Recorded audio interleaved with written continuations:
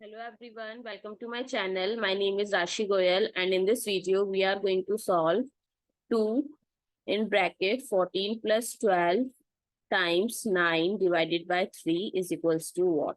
156, 300, 221 or 180. So let's start with today's video solution.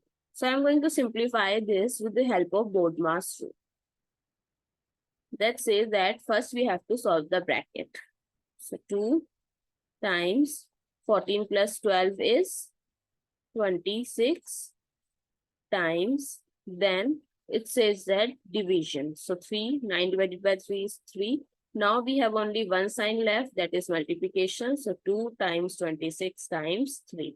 So 2 times 26 is 52 times 3 is 156. So our option number A is the correct answer. I hope it's clear and you find it useful. So please give us a thumbs up and do subscribe to my channel. Stay